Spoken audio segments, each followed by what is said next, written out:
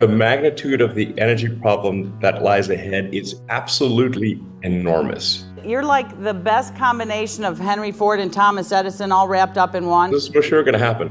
In order to satisfy the electricity need of a fully electric transport economy and electric heating, you've got to triple output. And that's just in America. I mean, places that are industrializing like India, I think it probably is a 10x output. People are going to use a lot of electricity, like a lot. He likes the sound of that, Elon. We like that. So you can mark my words here, electrical output will triple. So at this point, I think quite rapidly towards an electric future and towards a sustainable static. In order to transition to a sustainable energy future where everything is electric and sustainably electric, we need a tripling of electrical output. So people always like, what do you think about fusion? I'm like, we have a fusion reactor in the sky that just shows up every day. Why do you need to build one on the ground? That doesn't make any sense. Elon Musk. We see your name, but we can't see you. Are you on the line? Oh, there he is. Wonderful. Okay. Hey, Elon, thank you for joining us today. You're welcome. And I apologize. I think there's a bit of lag going on because I think it might be as much as a 2-second lag. So I'm in Italy at a friend's wedding. So. Oh my gosh.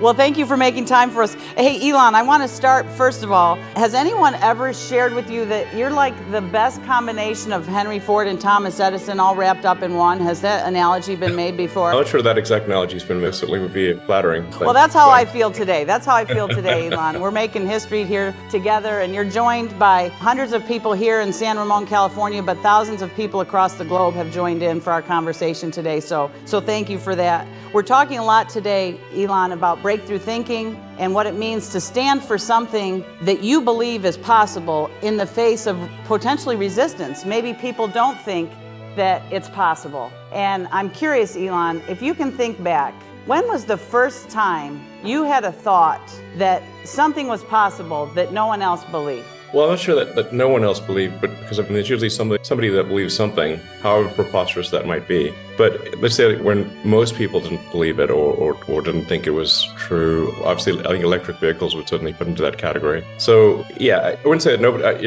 we're looking at say electric vehicles and reusable rockets. I think most people did not think that would happen. A few did, obviously, but most people did not.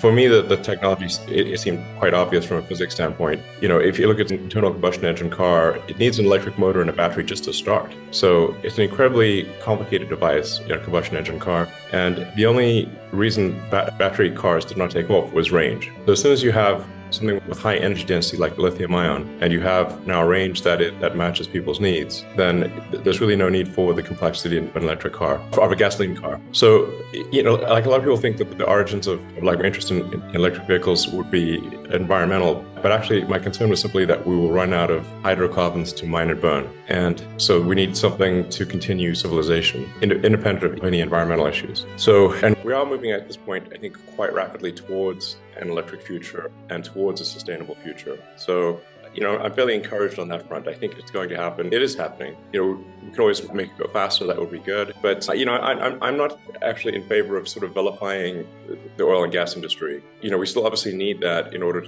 for civilization to function. But we should be transitioning to sustainable energy as quickly as we reasonably can. But I think, like I said, without vilifying oil and gas. Well, and I think that really hits on some of the things we're talking about today, Elon, and the work that Tesla and PG&E are doing together. Just a couple props. As I say, I'm leading with love, but I got to show some real love for the Tesla team, Elon. Our partnership on our Elkhorn battery storage, 182 megawatts of power packs, put in a really smart location adjacent to the transmission system that existed from an old steam plant, really has been a perfect complement to the abundant solar that we have and the duck curve that exists. We're working on all sorts of things together in that vein. I'd love to know where you think the grid is going, and where, obviously you've made some really big predictions about the 3 times increase in energy demand as a result of electrification. What do you think the role of the grid is in that future? Yeah, to be precise, like if one looks at total energy consumption globally, in very rough terms, only about a third of it is like electricity, and then a third of it is burnt for transport with aircraft, boats, cars and stuff, and then a third of it is for heating. So even if you assume that electricity demand is static, in order to transition to a sustainable energy future where everything is electric and sustainably electric, we need a tripling of electrical output. So you can mark my words here, electrical output will triple. So now, as you alluded to, because of the way that the grid has been constructed to match peak demand, there is actually excess capacity if you run the plants sort of 24 hours a day. I'm not sure, it might be as much as a 2x gain, but it's at least 50 to 100% increase in total energy output if power plants are run 24/7 versus just matching the consumer demand. And obviously the reason for that is there hasn't been really, in most cases, a way to buffer energy. And what stationary battery packs like the Tesla Megapack enable is to buffer the energy. So you can essentially run the power plant at its max power output and fill up the battery pack and then use it as needed. So this effectively gives far greater output potential for the existing electricity generation infrastructure. Yeah, and Elon, we are very excited about that. And we actually together got to do a little demonstration last summer. You'll remember we had the peak event in September of 22 here in California. And as a result of the integration with the already, I call it anyways economics, the power walls that people had purchased already in their garages across California, Tesla delivered through our grid, 50 megawatts of supply in the peak hours of those peak days. And that's just a start. That was like something we thought together, and thanks to the Tesla's nimble approach and our ability to keep pace, we were able to deliver that last. We're continuing to do that now. In fact, last week, my power wall in my garage, you'll be happy to know, was tapped, and that was good news. We're supplying distributed storage to the grid. What do you think the full extent of distributed storage, and particularly with the idea of bidirectional charging vehicles? Elon, what's your thought on that? Yeah, I think there's buffering that is needed, obviously at the power plant level, the sort of heavy industry utility level, which is the Megapack. And then there's also energy buffering that is useful at the endpoint, at the consumer's home or individual business. I think we basically need to tackle this problem. If I leave with one message, is that the magnitude of the energy problem that lies ahead is absolutely enormous. It's news for the utility industry. It's great news. People are going to use a lot of electricity, like a lot. He likes the sound of that, Elon. We like that. Yeah, so this is for sure going to happen. In order to satisfy the electricity need of a fully electric transport economy and electric heating, you've got to triple output. And that's just in America. I mean, places that are industrializing like India, I think it probably is a 10x output. So in fact, a friend of mine talked to me about like some of these sort of fundamental ratios or metrics that are interesting to think about. One of them is total amount of energy per person. And you can include thermal energy and electrical energy, and how that has scaled over time is incredible. So, like before the steam engine, you basically just had energy per person would be like, what can you burn with like firewood or a horse or an ox? So this is obviously not much. Now the energy, if you say total sort of human civilization created energy is gigantic compared to the past. And that number per person is going to increase, I think, dramatically over time. This friend of mine that I referred to thinks that we may end up at some point, well, if the trend continues, that it might end up being like a terawatt per person. And I'm not showing it, like terawatt per person is a lot, obviously. That'd be a lot. So a big asterisk around if trend continues. But energy per person over time, it looks like a wall at the Industrial Revolution. The same can be said for compute per person over time, digital versus biological compute. These are really interesting metrics. So basically, what I'm saying is we need to tackle this from all angles. So that's power wall locally, some amount of local solar power. It just helps a little bit so that, one doesn't have to expand as many substations and build, as many transmission lines, which drive people crazy in like suburban neighborhoods.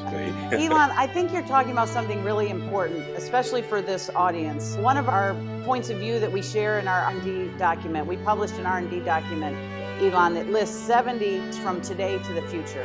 And one of them is talking about the full utilization of our existing assets. And we have a point of view that the carbonization of our economy at the lowest societal cost requires a much more optimized grid than exists today. And today, as you mentioned, we build the whole system for those peak hours plus 15%. And so if we can fully leverage the distributed resources on those peak hours. Now the sun stops shining when the sun stops shining, and so we need a resource, and that's where Elkhorn and the mega packs and the residential power packs can play a role, as well as EVs can help to bring down that peak, and not just as we add 3 times more energy usage, not just add to the peak, but in fact if we can add to the peak less and fill the belly of the duck, as we say, more, then we can get a more fully utilized energy grid, which could in fact be more affordable for customers. They actually could spend less on energy. What is your point of view about that?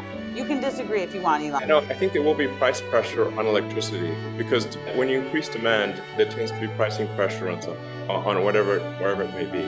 But the good news is for batteries at scale, either like mega pack sort of, where you do sort of gigawatt hour class, battery packs, or the summation of power walls at users' homes where it's all communicate. You can have 10,000 power walls all operating together to buffer the power. This is going to be extremely helpful in increasing total electricity availability, because you have to buffer it, especially with renewables. Obviously, with wind and solar, the buffering is essential.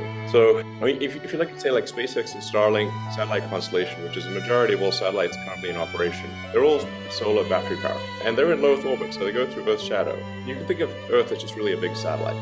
My prediction is that long-term, most electricity will be generated with solar and with a solar battery combination. The solar energy is just absurdly gigantic, with a gigawatt of solar incidence per square kilometer, roughly. Or thought of another way, when you do all the math, it sort of roughly works out to like a gigawatt hour per day, if I recall correctly, per square kilometer. It's a lot. Yeah. Yes, we should react. Yes, it's a lot. I mean, it would be a frozen ice wall at roughly 3 degrees Kelvin if it wasn't for the sun. It would be pitch dark and cold as hell. Fortunately, it's not. Yes, right. Fortunately, we have the sun, which is throwing off absurd amounts of energy, and it's zero maintenance, and it just shows up every day. It's amazing. Yes. People always like, what do you think about fusion? I'm like, we have a fusion reactor in the sky that just shows up every day. Why do you need to build one on the ground? That doesn't make any sense. Elon, with that thought, and as you imagine the energy system of the future, what role do you think, I'm going to bring it back to just kind of practical terms here, so I'm sorry for that, but what do you think the role of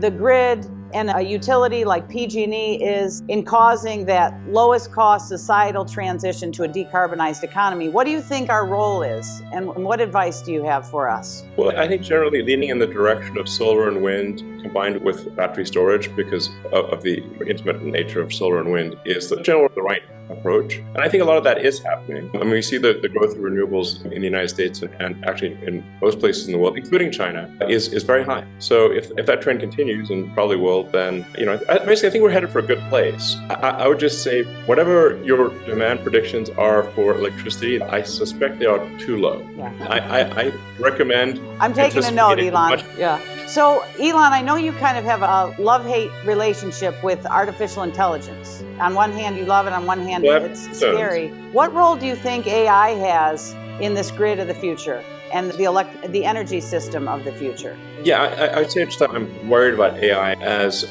it's just that if you've got some sort of digital superintelligence, things can go wrong. Potentially. It's just something we should not be cavalier about. We should be careful with digital superintelligence. Digital superintelligence may be the biggest existential risk that humanity has ever faced.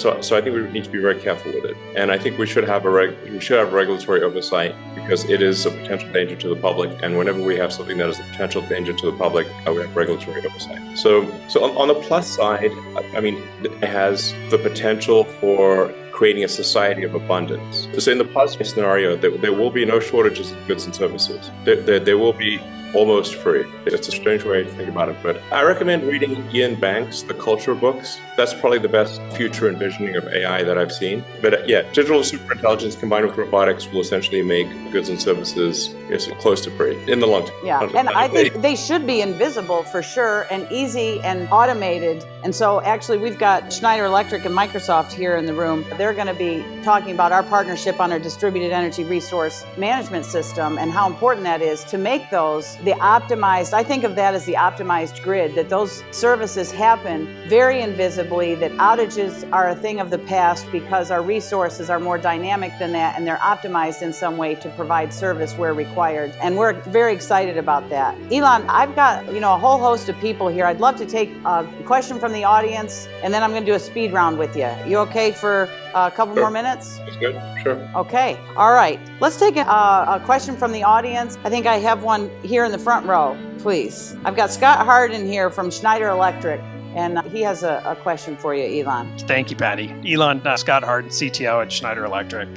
One of the things that I'm delighted to hear in your conversation with Patti is the partnership that you have established here. And I think that's unique in the industry. And we have a very similar partnership with PG&E, and we think it's incredibly important because as we drive forward with energy transition, it's going to be partnerships like this that are going to truly move the needle. What I'm curious about is, from your perspective, more broadly, what is working with other utilities, what is not working, and what could we do collectively to essentially facilitate greater collaboration like we see here? Well, I think just generally calibrating expectations for electricity demand is very important. If you have a fairly static electricity demand, which has been the case in the US for a while, it hasn't changed a lot, then having projects take a long time is okay in that scenario. But in a rapidly changing scenario where electricity demand is increasing, we have to move much faster. So we need to bring the timescale of projects in sooner and have a high sense of urgency. So that's my biggest concern, is that there's insufficient urgency, and people just don't understand how much electricity demand there will be, and it's really going, like I said, it's 3 times what it currently is. That is great advice. I mean, I think we are definitely taking a note here. I'm going to be the last person to doubt your predictions of the future. But I really think that is very important takeaway for us at pace of change, and why we've written this 10-year strategy. It's not a 50-year strategy, it's a 10-year strategy. And that means we have to have a grid that is ready for the demand that electrification will bring, and having a regulatory construct that enables that, and an engineering team who goes from a mindset of operate and maintain to a mindset of growth. And in an industry that has had limited growth over the lifetimes of the engineers who have worked for our companies, that's a big change. That's a big change. Yeah. I'm just curious, Elon, I'm going to fish for a compliment here. Anything PG&E is doing good? Anything we're doing well with you, Elon? Well, I think we've had a number of really productive projects. The big battery installations have been great. And just generally the dialogue has been really good between our teams. And I appreciate the help with the Powerwall, with the backup switch, which is really helpful for, if customers do get caught in a wildfire, or for some reason electricity is down, then we need to cut off the home power from the grid so it's contained, so that the Powerwall can power the house. So it's actually important from a safety standpoint and everything, and I appreciate your help in enabling that. That's a big deal for people in need. Yeah, thank you, Elon. Thank you for finding something good to say. I appreciate that. You had to dig deep. Okay, Elon, we're going to do a speed round now. We're going to do a speed round. Something overrated. What's overrated? I mean, some of these things that are overrated are obvious at this point, like, Web 3.0 or whatever, and NFTs, but everybody knows that. Okay, that's good. That's good. Me, I'm overrated. Nice. Okay, so tell us something that you're excited about for the future. What's something that excites you for the future, Elon? Well, I think it would be very exciting to see humanity back on the moon and to have the first people on Mars. And of course, to be a spacefaring civilization, I think that would be a very exciting future. I think we are moving towards sustainability, and I think that'll make everyone a lot more comfortable as we move to a sustainable energy future. On the positive side of AI, I think there will be some amazing things that AI creates for us. Those are all very exciting things, Elon. And when I think about, there was I often think that if Thomas Edison came and took a walk with me today, he'd recognize most of the stuff, but not for long. And in no short order because of you, Elon, and your vision and your commitment to a future that was not true when you stated it the first time. You had a lot of doubters. We talked a little bit before you joined about the Golden Gate Bridge and how there were a lot of doubters about the Golden Gate Bridge, and now we can't imagine a world without it. I can't imagine a world without Tesla, and I'm so thankful for your leadership. We're thankful for your partnership. We at PG&E are dedicated to being with you, and we're going to do our darndest to keep pace with you, and we're always going to listen closely when you give us good advice. So thank you so much for being with us. Please, everybody, give it up for Thank you very much. This video. Please subscribe to the channel, give it a thumbs up, and share the video with your family and friends so that they too will be able to benefit from this information. Thank you for watching, and we look forward to seeing you soon with another video.